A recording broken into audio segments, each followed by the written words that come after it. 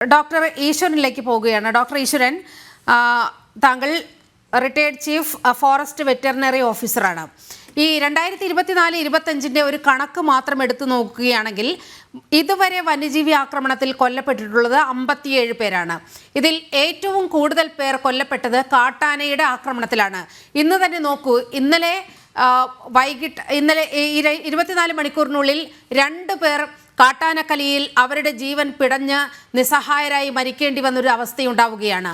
4 ദിവസം മുമ്പ് കാട്ടിൽ കാണാതായ ഒരാളെ ഇന്ന് കണ്ടെത്തിയിരിക്കുകയാണ്. അയാളെ കാട്ടാന ചവിട്ടിക്കൊന്ന നിലയിൽ പാലോട് വനത്തിൽ നിന്നും കണ്ടെത്തുകയാണ്. ഇങ്ങനെ ഇതിനൊരു അറുതി വേണ്ടേ? എന്താണ് ഇതിനൊരു പരിഹാരം? നമസ്കാരം. വീണ്ടും വളരെ ദുഃഖകരമായ വാർത്തകളാണ് തീർച്ചയായിട്ടും കേൾക്കുന്നത്.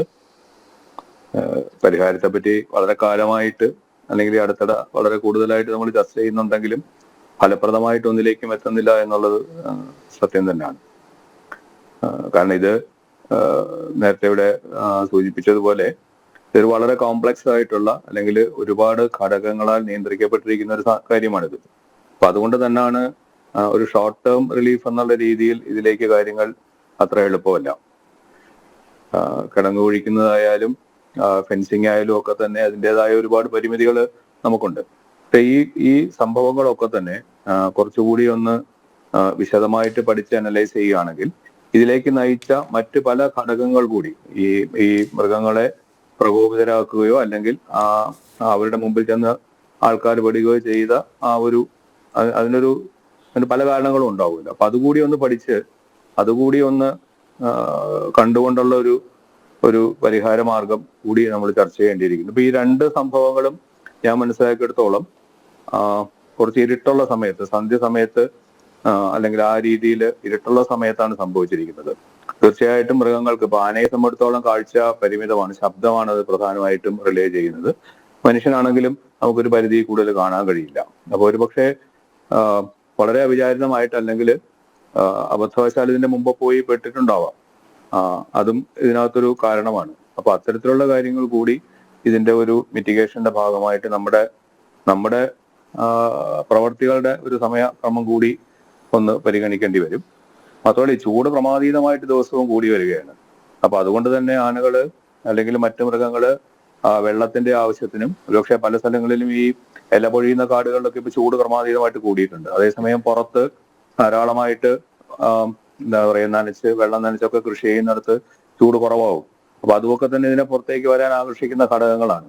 മാത്രമല്ല പുറത്ത് കാടിനുള്ളിനേക്കാൾ നല്ല ഭക്ഷണമാണ് പുറത്തുള്ളത്. നട്ടുവളർത്തുന്ന ചെടികളൊക്കെ തന്നെ കാടിലുള്ള ഭക്ഷണത്തെക്കാൾ കൂടുതൽ പോഷകാംശം ഉള്ളതാണ്. അതും മൃഗങ്ങളെ ആകർഷിക്കുന്ന ഒന്നാണെന്നാണ് പറയുന്നത്. മറ്റൊന്ന് ഇപ്പൊ ഈ പെരുവന്താനം ഭാഗത്തൊക്കെ ഇത് വായിക്കുമ്പോൾ അവിടെ ഒരുതരം അബാൻഡൻ ചെയ്ത ഒരു എസ്റ്റേറ്റ് പോലുള്ള പ്രദേശത്താണ് ഇത് സംഭവിച്ചിരിക്കുന്നത്. അപ്പൊ അവിടെ കാട് പിടിച്ചു കിടക്കുന്ന ഒരു പ്രദേശം, മൃഗങ്ങളെ സംബന്ധിച്ചോളം കാടും നാടും തമ്മിലൊരു വേർതിരിവെന്ന് പറയുന്നത് അവിടുത്തെ ഭൂപ്രകൃതിയല്ല, അവിടുത്തെ ചെടികളുടെ അല്ലെങ്കിൽ വെജിറ്റേഷന്റെ ഒരു രീതിയും കൂടെയാണ്.